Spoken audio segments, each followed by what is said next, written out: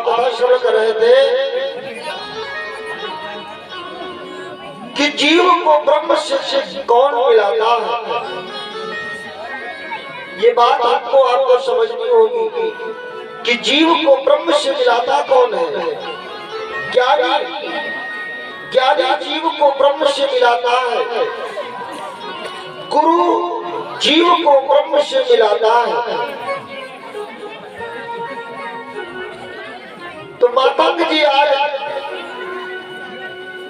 ये बात जानने के लिए जनकपुरी आए कि जनक जी विदेह कैसे हुए और विदेह यदि हैं तो राज्य कैसे चला रहे हैं, क्योंकि एक जीव दो काम नहीं कर सकता। आप दो नाव में नहीं बैठ सकते। जनक जी महाराज यदि विदेह है तो राज्य कैसे चला रहे हैं, और यदि राज्य चला रहे हैं तो विदेह कैसे हुए। तो जनक जी महाराज ने आज जो है, जिस समय मातंग जी ने कहा था कि मुझको नगर देखना है, तो आज कहते हैं जनक जी ने 4000 फौज उस पालकी जो मंगाई थी उसके पास खड़ी कर दी कि ये 4000 फौज हमारी है, और एक दीपक मंगा दिया और दीपक मंगा करके उस पालकी में रखा दिया जिसमें मातंग जी बैठे हुए थे। जिस पालकी में मातंग जी बैठे थे उसी पालकी में जनक जी ने आज एक दीपक रख दिया और राजाज्ञा कर दिया, आदेश दे दिया क्या कि दीप बुझाई जाए जिंदाला,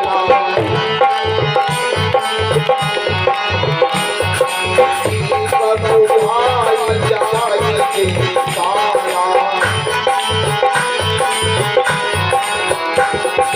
दीप बुझाई जाए जिंदाला, लिए नाथ की सदत माला।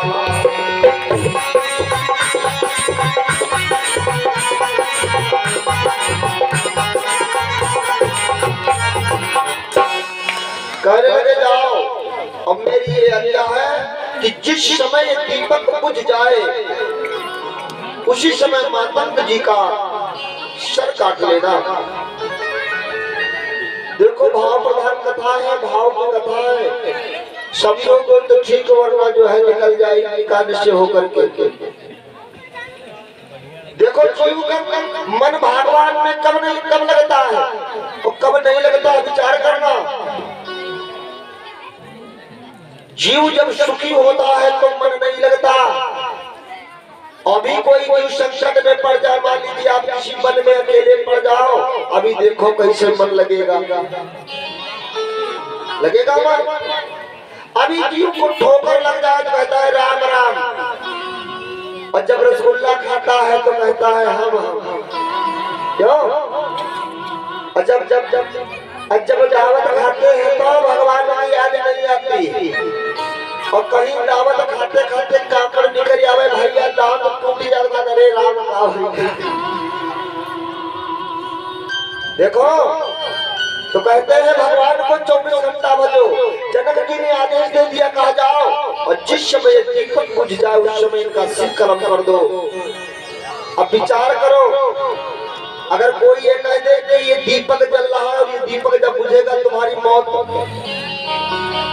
तो क्या जिस जीव को मालूम हो जाएगा वो दीपक बुझने देगा? और फिर जहाँ 4-4 हजार भैया फौज लाए हुए, एक दुई हुए तो चाहे बच्चे जाए, और जहाँ 4-4 हजार फौज पालकी चल। आज मातंग जी बड़ा कंपित हुए। मातंग जी विचार करने लगे, राजा जनक को ये क्या हो गया? 4000 फौज है, थोड़ी बहुत नहीं है, और दीपक बुझ गया, हम उसी सब मारे जाएंगे। अब नगर देखने चल दिए। जैसे कोई अहिर गाँव दिखाइया हुए का बैठा दे, कोई पालकी में कह दे भैया यह देखो ऐसे हो जी तो तुम्हारे को बड़ी नहीं रही। आज माता जी दीपक को लिए हुए हैं, दीपक को देख रहे हैं। क्योंकि उसका जीवन जो है मातंग जी का जीवन दीपक में हो गया। यदि दीपक बुझता है तो मातंग जी का सर कट जाता है। और जिस जीव को ये भैया मालूम हो जाए वो अपनी शक्ति भर उस दीपक को बुझ नहीं देगा। आज मातंग जी दीपक को देखते हैं, सारा ध्यान मातंग जी का उस दीपक में है और कहते हैं कि तेलु भाई कम तेलु बढ़ाए।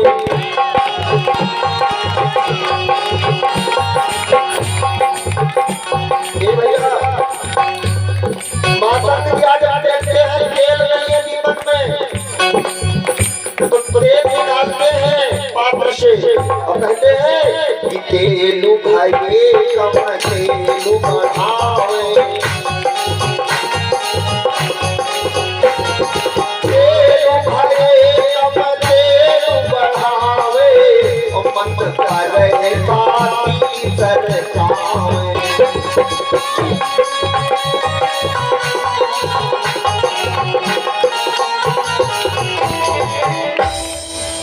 भैया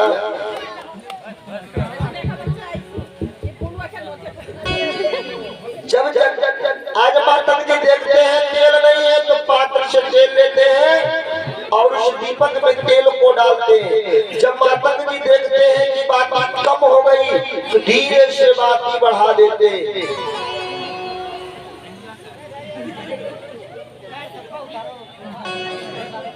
आज बाजार रहा है वो है भाई भूले नहीं, आज बाजारे वाली नशा भैया है। आज बाजार रहा है ना तो आदत पड़ गई है पूरे दिन में।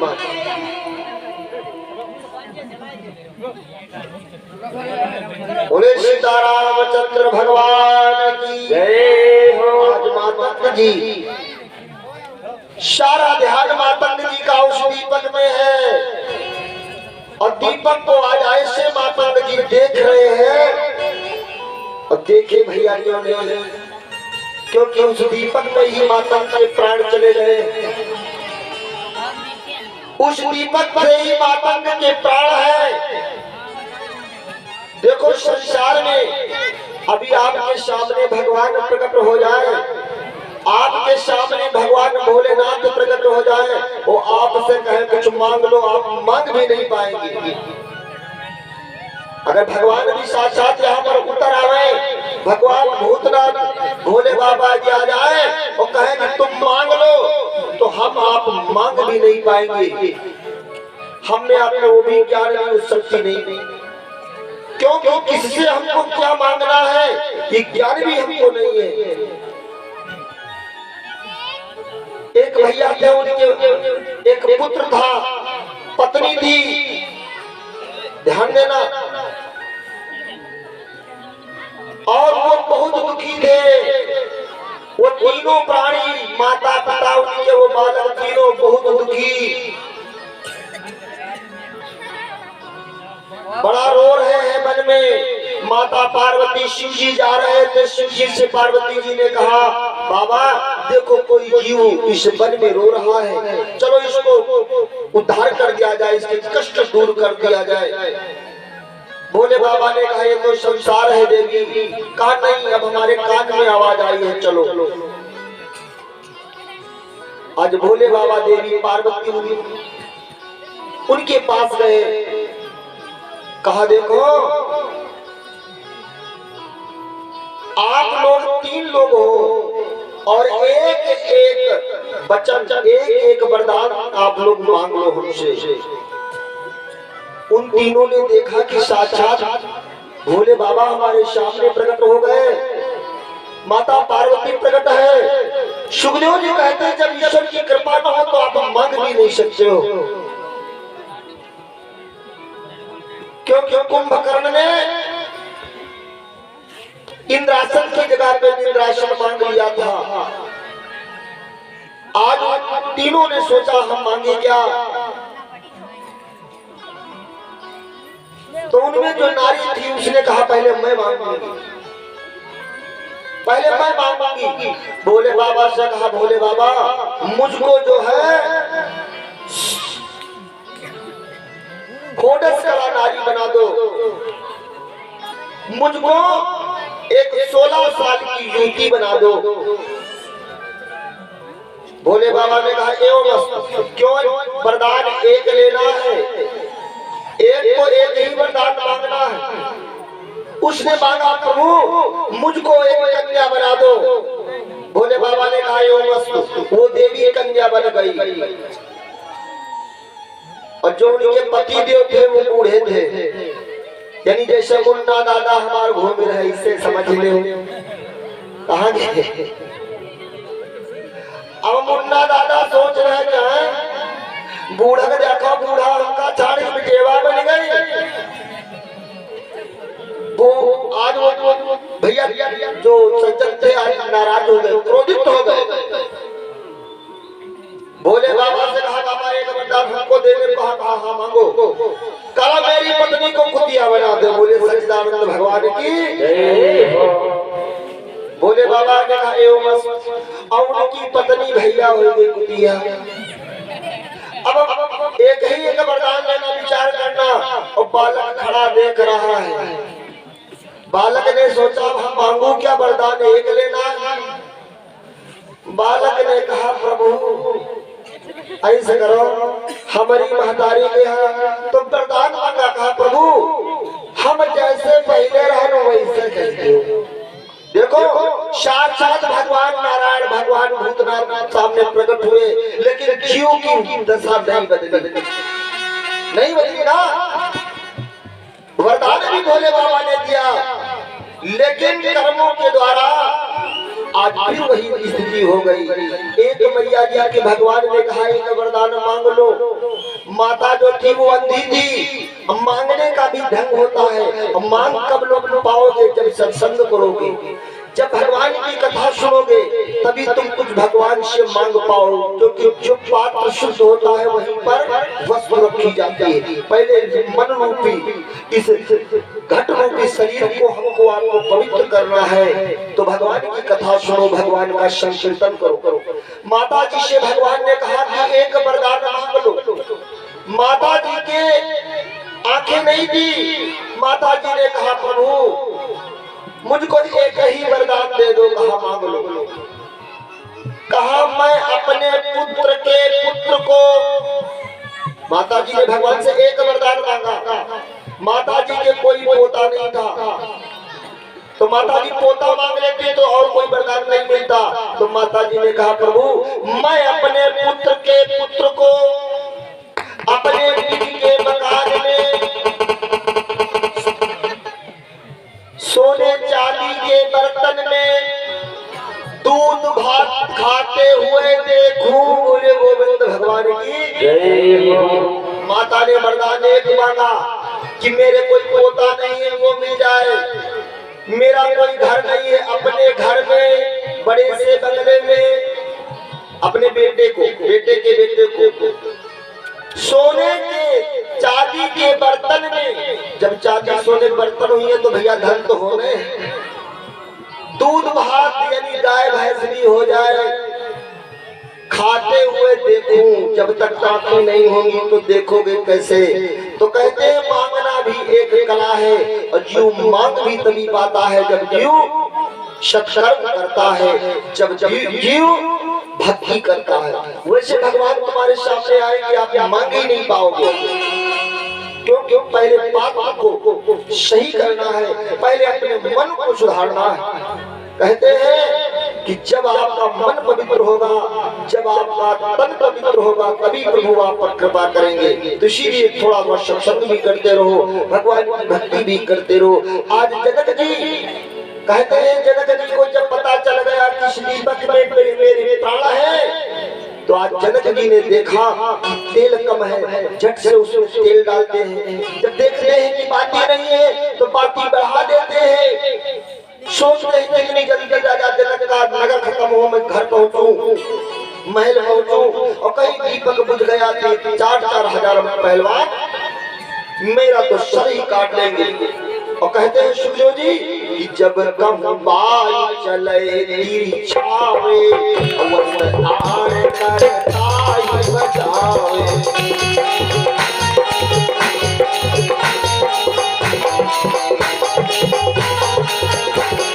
जब रहु बारी जलती छावे, वस्त्र आन करता ही बतलावे।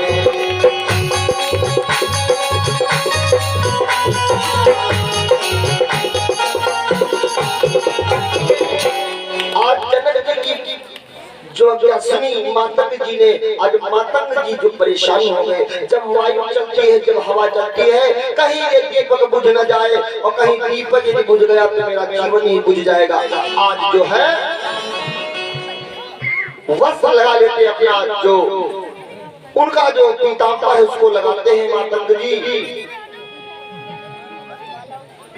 और जिस समय धीरे धीरे समय व्यतीत हुआ, नगर का भ्रमण जनक जी का कर लिया, और जब महल में गए, जो ही गए, आज मातंग जी आज उस पालकी से नीचे उतरे, राजा जनक से हाथ जोड़कर कहने लगे, महाराज मेरी रात कैसे गुजरी, तुमने ऐसी आज्ञा क्यों दी?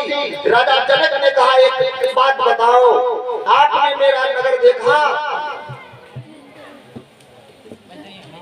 आपने मेरा नगर देखा है? कहला, राजा साहब कैसी बात करते हो?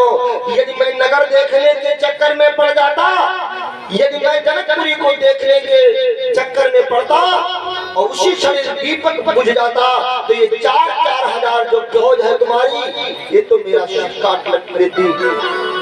राजा जनक हंसने लगे, कहा, सुनो मुनिवर, यह संसार नगर समझानो, संसार नगर समझानो, दीपक सोई बतानो।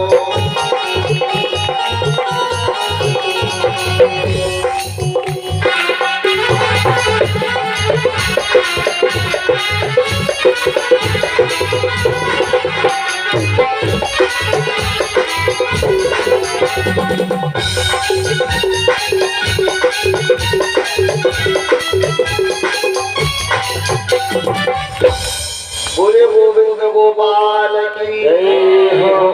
आज जनक जी कहने लगे, हे मातंग जी सुनो, ये संसार क्या है? ये नगर है। ये संसार क्या है? ये संसार नगर है।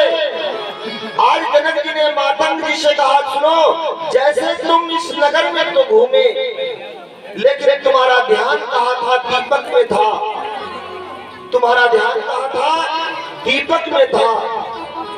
तुमने नगर देखा, लेकिन नगर को देख नहीं, तुम्हारा शरीर नगर में गया, तुम्हारा मन, तुम्हारा ध्यान दीपक में है। आपने नगर में जाकर भी नगर को नहीं देखा।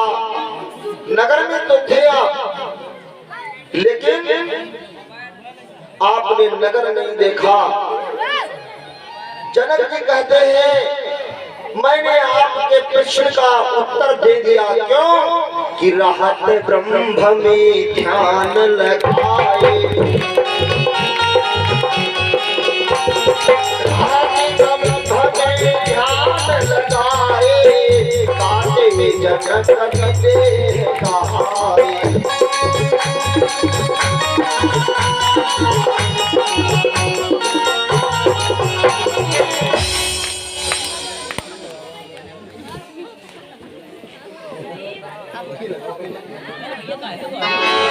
बोले सच्चिदानंद भगवान की जय। एक बार बोले वृंदावन कृष्ण चंद्र की जय हो। देखो, कहने का मतलब है कि इस जीव को उस ब्रह्म से कौन मिलाता है? ज्ञानी मिलाता है।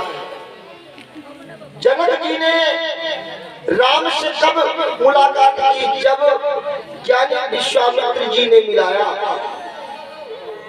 कहते हैं हनुमान जी कौन है? हनुमान भी ज्ञानी है। ज्ञाना नाम आगगण्यम जितेंद्रियम बुद्धिमतां वरिष्ठम। जो जितेंद्रिय है, जो अपनी इंद्रियों को अपने वश में करे हैं, ज्ञानियों में श्रेष्ठ है। और वो जब प्रभु को देखते हैं, भगवान को देखते हैं, भगवान के पास जब ब्राह्मण बन के जाते हैं, क्योंकि हनुमान जी ज्ञानी है, उनका मित्र जीव है और भगवान ब्रह्म है। तो सुग्रीव को ब्रह्म से किसने मिलाया? हनुमान जी, यानी ज्ञानी। तो जीव और ब्रह्म के बीच की जो दूरी है वो गुरु है, ज्ञानी है। कहते हैं जब तक आप ज्ञानी की शरण में नहीं जाएंगे, जब तक आप गुरु की शरण में नहीं जाएंगे, तब तक भगवान सामने यदि आपके आगे आप जा नहीं सकते। कहते हैं जब हनुमान जी का और भगवान का मिलन हुआ, उस वन में जब दोनों का मिलन हुआ, तो राम जी ने अपने सारी परिचय दे दिया। मैं अयोध्या से आया हूँ, दशरथ जी का मैं पुत्र हूँ। कौशल्य से दशरथ के जाए, हम वचन मान बनाए। नाम राम लक्ष्मण दो भाई, संग नारी सुकुमार सहाई, यहाँ हरि निश्चर वैदेही, तो फिर हम खोजत याद सब कुछ बता दिया।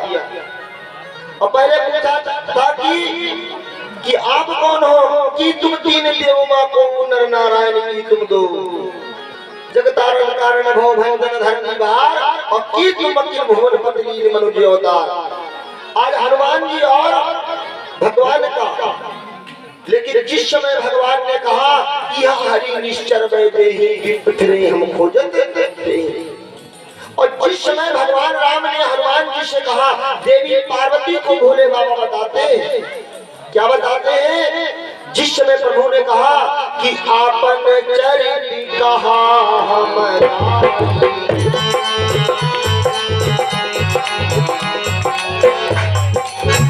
भैया भगवान की नारी हर गई है, भगवान की पत्नी चोरी हो गई है, दशरथ जी का मरण हो गया है, भगवान का राज्य चला गया है। और हनुमान से भगवान क्या कहते हैं कि आपन चरित कहा हमारा,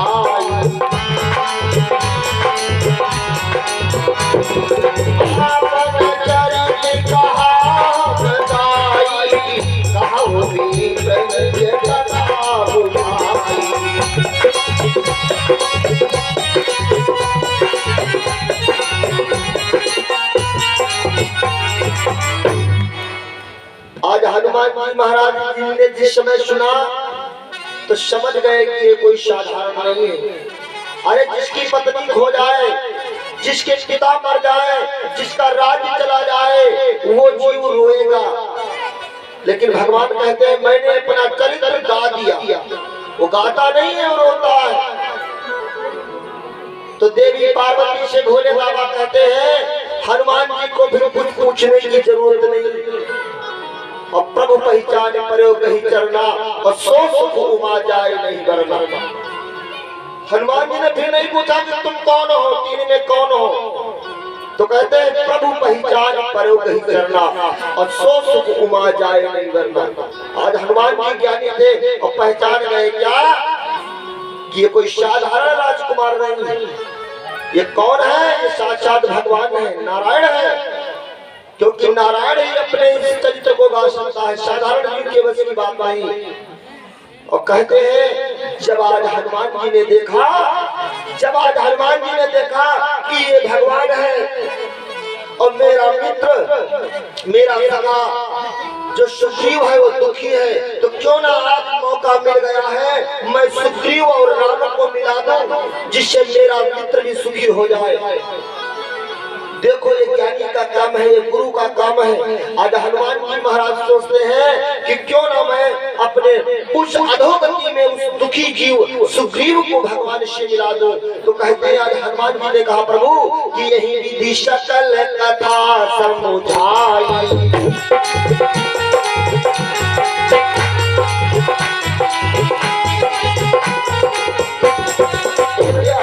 आज सुग्रीव के विषय में बताया, भगवान ने कहा मैं थक चुका हूँ, अभी मैं नहीं जा सकता, अभी मैं नहीं जाऊंगा। क्यों? क्योंकि मैं बहुत यात्रा करके आया हूँ। हनुमान जी ने सोचा ऐसा ना हो भगवान कहीं बदल जाए, प्रातः काल सुग्रीव से ना मिले। क्यों? क्योंकि कहते हैं कि हमसे तुमको बहुत है, तुमसो हमको नाई। अरे सुग्रीव जैसे तो भगवान के हजारों हैं, लेकिन भगवान जैसा सिर्फ एक है। और कहीं भगवान प्रातः काल कहीं बदल गए, इनका मन बदल गया तो मेरे मित्र मेरे सखा सुग्रीव का कल्याण कैसे होगा। आज हनुमान जी महाराज ने जल्दबाजी की और कहते हैं कि यही सकल कथा समझाई और लियो तो पीठी पे बैठा लिया और जाकर के आज जीव और ब्रह्म का मिलन कराते हैं। भगवान की जय हो। तो कहने का भाव है भैया कि आप अपने जीवन में अगर सुखी रहना है हमको आपको, तो भगवान की शरण में रहना है।